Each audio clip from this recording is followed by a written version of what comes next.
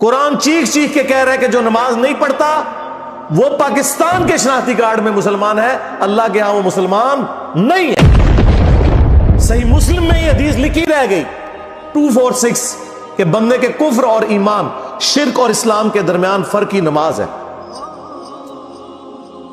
یہ حدیث مسلم میں ہی لکھی رہ گئی کہ ابن مسعود رضی اللہ تعالیٰ عنہ کہتے ہیں کہ جماعت کے ساتھ نماز پڑھنا یہ سنت خدا ہے، یہ تمہارے نبی کی وہ سنت ہے جو اللہ نے انہیں عطا کی، اگر اسے چھوڑ دو گے تو برباد ہو جاؤ گے۔ رسول اللہ کے زمانے میں اگر کوئی بیمار بھی ہوتا اور 2 بندوں کے سہارے مسجد میں آ کے نماز پڑھ سکتا تو اس کی کوشش ہوتی کہ میں مسجد میں جماعت سے نماز پڑھوں، کہیں مجھے منافق نہ شمار کر لیا جائے۔ جماعت چھوڑنے پر رسول اللہ کے زمانے میں سمجھا جاتا تھا صلی اللہ علیہ وآلہ وسلم کہ بندہ منافق ہے۔ صحابہ کرام کو، اہل بیت کو کب معلوم تھا کہ ایسی امت بھی آنے والی ہے جو آپ سے بڑا عشق رسول ہونے کا دعویٰ کرے گی اور نماز ایک نہیں پڑھے گی؟ تو وہ کہتے یار یہ تو بڑا آسان اسلام ہے۔ تو یہ حدیثیں تو مسلم شریف میں لکھی رہ گئی، پریکٹیکلی کس نے عمل کیا اس کے اوپر؟ یہ حدیث ترمذی میں لکھی رہ گئی کہ ہمارا اور منافقین کا عہد نماز کی بنیاد پہ ہے، جس نے نماز چھوڑی اس نے کفر کیا۔ یہ صحابہ کرام علیہ رضوان کا فتویٰ ترمذی میں ہی رہ گیا۔ عبداللہ بن شقیق تابعی کہتے ہیں کہ صحابہ کرام علیہ رضوان تارک الصلاح کے سوا کسی کی تکفیر نہیں کرتے تھے، صرف بے نمازی کو وہ کافر سمجھتے تھے، باقیوں کو وہ تمام غلطیوں کے باوجود مسلمان تصور کرتے تھے۔ اندازہ کریں، یہ ترمذی میں لکھا رہ گیا جناب۔ ہاں،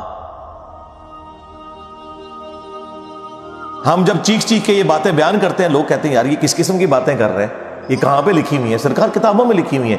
یہی تو ہم آپ سے کہہ رہے ہیں کہ مرنے سے پہلے اے مسلمان کر لے اس پہ غور، کتابوں کا خدا اور ہے، بابوں کا خدا اور۔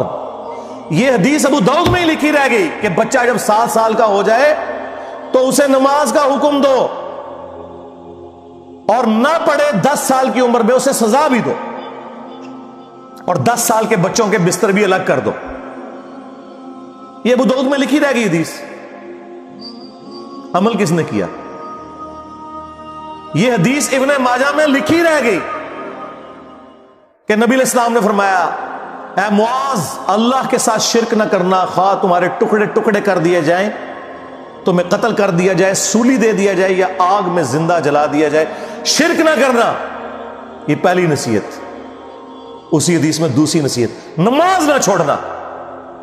تمہارا اللہ کے ساتھ عہد نماز کی بنیاد پہ ہے، اگر تم نے نماز چھوڑ دی تو اللہ کا ذمہ اٹھ گیا تم سے۔ اور تیسری چیز فرمایا شراب نہ پینا، یہ تمام برائیوں کی جڑ ہے۔ تو یہ حدیثیں تو لکھی رہ گئی سرکار۔ یہ حدیث مسند احمد میں ہی لکھی رہ گئی کہ نبی علیہ السلام نے فرمایا کہ نماز قیامت کے دن نمازی کے لیے دلیل، نجات اور نور ہوگی، اور جو نماز نہیں پڑھتا قیامت کے دن نہ اس کے لیے کوئی دلیل ہوگی اللہ کے حضور بچنے کی، نہ نجات اور نہ کوئی روشنی، نور جو پولیس رات سے گزرنے کے لیے قرآن میں آیا نا، وہ نور۔ اور پھر نبی السلام نے فرمایا کہ بے نمازی کا حشر اسی حدیث میں آتا ہے، فرعون، قارون اور حامان اور امیہ ابن خلف کے ساتھ ہوگا۔ ہاں جی، کچھ بھی ہے تیرے محبوب کی امت سے ہے۔ محبوب تو پہلے ہی بتا گئے ہیں کہ بے نمازی تیرا حشر تو فرعون کے ساتھ ہونا ہے، تیرا حشر قارون کے ساتھ ہونا ہے، امیہ ابن خلف کے ساتھ ہونا ہے۔ اور یہ تو میں آپ کو صرف ایک بات کر رہا ہوں، اب اگر میں قرآن کی توحید بیان کرنا شروع کروں تو قرآن کے پہلے صفحے کا ٹیسٹ دنیا کے کروڑوں مسلمان پاس نہیں کر سکتے۔ ایاک نعبد و ایاک نستعین، یہ قرآن میں لکھا رہے گا۔ ماشاءاللہ فجر کی نماز میں یہ پڑھ کے نکلتا ہے، اور مسجد کے ساتھ جو دربار ہے ریگولرلی حاضری دے کے اس بابے سے بھی مانگ کے گھر آتا ہے۔ تو کیا نماز تو پڑھی؟ تو مسلمان ہے، تیری ہر نماز کی ہر رکعت میں تو یہ نہ پڑھے تیری نماز ہی نہیں ہوتی۔ ایاک نعبد و ایاک نستعین، اے اللہ عبادت بھی تیری کریں گے، دعا بھی تجھی سے مانگیں گے، مدد بھی تجھی سے مانگیں گے۔ یہاں مدد مانا دعا کیا، لیکن یہاں مولویوں نے پھر پٹی پڑھا دی، ان کا نہیں جی امی سے روٹی نہ مانگے. اندازہ کریں قرآن کا مذاق اڑا رہے ہیں، حالانکہ انہیں پتہ ہے کہ قرآن میں یہ آیت موجود ہے وَتَعَاوَنُوا عَلَى الْبِرِّ وَالتَّقْوَى وَلَا تَعَاوَنُوا عَلَى الْإِثْمِ وَالْعُدْوَانِ. نیکی اور پرہیزگاری کے کاموں میں ایک دوسرے کی مدد کرو اور برائی میں الگ رہو. قرآن نے بتایا ہے کہ اللہ نے دنیا کو اسباب کے ساتھ جوڑا ہوا ہے. یہاں ایاک نستعین میں دعا کے اعتبار سے بتایا جا رہا تھا کہ غیر اللہ سے نہیں کرنی، ظاہری اسباب کا تو قرآن میں حکم ہے. لیکن دیکھ لیں، اور پھر جس شان سے اللہ تعالیٰ نے سورۃ النمل میں ذکر کیا، حیران کن بات آپ کو بتاؤں، اہل تشیع کے ہاں صبح و شام کی دعاؤں میں، سنت اذکار میں سورۃ النمل کی آیت نمبر 62 پڑھی جاتی ہے. ترجمہ نہیں کا بھی کسی نے پڑھا، اور ہمارے جن اسٹوڈنٹس نے پڑھا جو شیعہ مکتب سے تعلق رکھتے تھے، کیونکہ میں نے اس آیت کو اتنی دفعہ کوٹ کیا، انہوں نے کہا ہم تو یہ صبح شام پڑھتے ہیں. ترجمہ پڑھا تو انہوں نے کہا یار یہ آیت پڑھ کے بھی سب سے زیادہ شرک ہم کر رہے تھے، کیونکہ اس آیت کے اندر کیا لکھا ہے؟ اَمَّن يُجِيبُ الْمُضْطَرَّ إِذَا دَعَا. بھلا بتاؤ کون ہے جو تکلیف میں گھرے ہوئے شخص کی فریاد کو سنتا ہے، وَيَكْشِفُ السُّوءَ، اور اس سے اس کی برائی کو، تکلیف کو دور کر دیتا ہے، وَيَجْعَلُكُمْ خُلَفَاءَ الْأَرْضِ، اور تمہیں اگلوں کا خلیفہ کرتا ہے زمین پر، تمہارے ماں باپ کے مرنے کے بعد تم، تمہارے مرنے کے بعد تمہاری اولاد کو. اَإِلَٰهٌ مَّعَ اللَّهِ، کیا اللہ کے ساتھ کوئی اور معبود بھی ہے؟ قَلِيلًا مَّا تَذَكَّرُونَ، لیکن بہت کم ہی تم نصیحت حاصل کرتے ہو. بالکل صدق اللہ العظیم، بہت کم لوگوں نے نصیحت حاصل کی.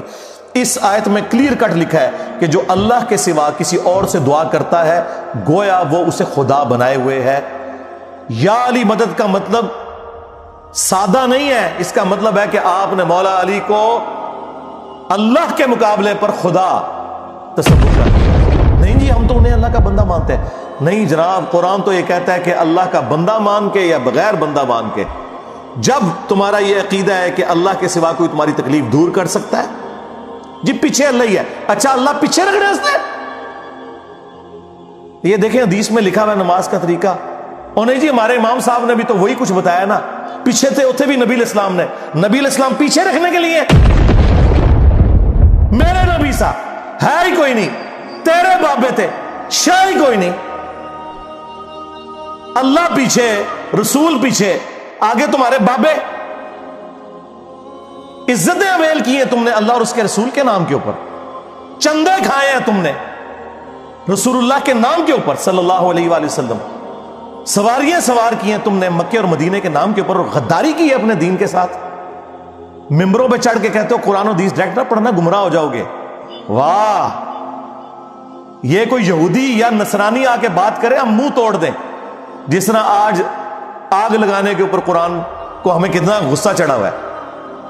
تیرا مفتی ہر جمعے کو کھڑا ہو کے کہ قرآن اور بخاری ڈائریکٹ نہ پڑھنا گمراہ ہو جاؤ گے. آگ تو یہ لگا رہا ہے، وہ آگ تو ایک دن تھی، اس سے کوئی فرق نہیں پڑا. قرآن کے ملینز آف کاپیز دنیا میں موجود ہیں، ملینز آف حافظ قرآن ہے. قرآن کو کوئی آگ نہیں لگا سکتا، دنیا سے ختم نہیں کر سکتا. اصل جو چور چھپا ہوا ہے وہ تیرے اندر چھپا ہوا ہے. جو یہ علماء ہیں، شیاطین، جنات اور انسانوں میں سے شیاطین، جو تمہیں یہ کہہ رہے ہیں قرآن حدیث ڈائریکٹ نہ پڑھنا گمراہ ہو جاؤ گے، اور تم کہتے ہو مفتی صاحب نے فرما دیا. سبحان اللہ. دنیا میں اگر کوئی مفتی صاحب لمبی داڑھی اور پگڑی اور ہاتھ میں تسبیح کے ساتھ آپ کو کوئی 2 نمبر چیز دے دیں، آپ ایک استری خریدنے کے لیے جائیں اپنے کپڑے کرنے کے لیے، اور اس پہ جعلی مور لگا کے وہ بندہ آپ کو وہ استری دے دے، اور آپ کو بعد میں پتہ چل جائے اس نے دھوکہ کیا ہے، تو آپ کیا کہیں گے؟ مفتی صاحب نے فرما دیا استری شریف. آپ غصے میں بھرے ہوئے جائیں گے اور کہیں گے کہ تو داڑھی رکھ کے بےایمانی کر رہا ہے، کہیں گے نا. تو یہ داڑھی والے جو مولوی ممبروں پہ چڑھے ہوئے جھوٹ سکھا رہے ہیں آپ کو، ان کو کبھی آپ نے کہا نہیں. آپ فرق دیکھ لیں، جہاں آپ کی دنیا کا نقصان ہوتا ہے نا، نہ آپ کو مفتی کی داڑھی نظر آتی ہے، ہو سکتا ہے آپ جا کے آگ لگا دیں اس کی داڑھی کوئی، لیکن جہاں آپ کا دین کا نقصان ہو رہا ہے آپ کہتے ہیں مفتی صاحب نے فرما دیا. وہاں لاکھ چیختے رہے کہ یار یہ مفتی صاحب آپ کو اپنے بابوں کا دین بتا رہے ہیں، کتابوں میں دین کچھ اور لکھا ہوا ہے، ٹس سے مس نہیں ہوتے. تو یہ قرآن کی توحید کا ٹیسٹ نہیں تھے پاس کر رہے. ایک جاہل سے جاہل مسلمان کو بھی یہ بات سمجھ آنی چاہیے کہ بارش کون برساتا ہے؟ اللہ. ڈیوٹی کس کی ہے؟ فرشتوں کی. کیا ہم بارش فرشتوں سے مانگیں گے یا اللہ سے؟ تو بات ختم ہو گئی. جو ڈیوٹیاں لائیاں نے جی بابیاں دیاں، وہ چھڑ دے، وہ ڈیوٹیاں لائیاں نے.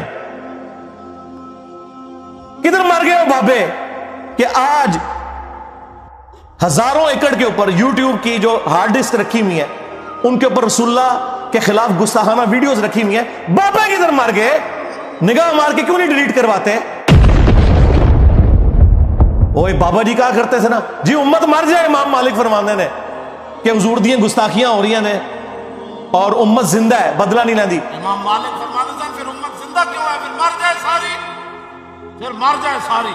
پوری عالم اسلام اس وقت یا تو مر جائے، یا تو مر جائے سارا عالم اسلام، یا پھر حضور کی عزت پر پیر رہ جائے. بس دو باتوں میں سے ایک بات ہے. بس یا سارا اکٹھا ہو کے مر جائے یا پھر فرانس کو جواب دے. میں نے کہا تھا بابا جی رک جاؤ، صبر کرو، تو آڈے ہوتے کوئی اور شے اللہ نے چھڑ دیتی ہے. امت بعد ہی مرے، پہلے تیرے بابے کیوں نہیں مر جاندے بابیا جنہاں دی ڈیوٹیاں سن؟ غوث کتب ابدال، انہوں نے اپنے نبی کا کلمہ نہیں پڑھا ہوا؟ وہ کدھر مر گئے جو کل تک اپنے مریدوں کو یوں دیکھ کے تو جلا کے راکھ کر دیتے تھے، آج اتنے بغیرت ہو گئے کہ وہ یوٹیوب سے ویڈیوز نہیں ڈیلیٹ کر سک رہے. لے جاؤ اپنے بابے تو، کسی کام میں نہیں نکلے. پہلے وہ مرن نا، امت تو بیچاری کچھ کر نہیں سکتی. بابوں کے پاس تو اتنے رائٹس ہیں. وہ بابا لبو جی ڈیوٹی ہے اتنے جتنے ہارڈ ڈسک پہ ہیں اتنے جس گوشت کی ڈیوٹی ہے انہوں لبو اتنا، اس سے میں 295 سیل آواں گا. امت مر جائے، تیرے بابے نہ مر جان، امت مر جائے. امت نو تو تسی مس گائیڈ کیتا ہے، شرک میں ڈبو دیا.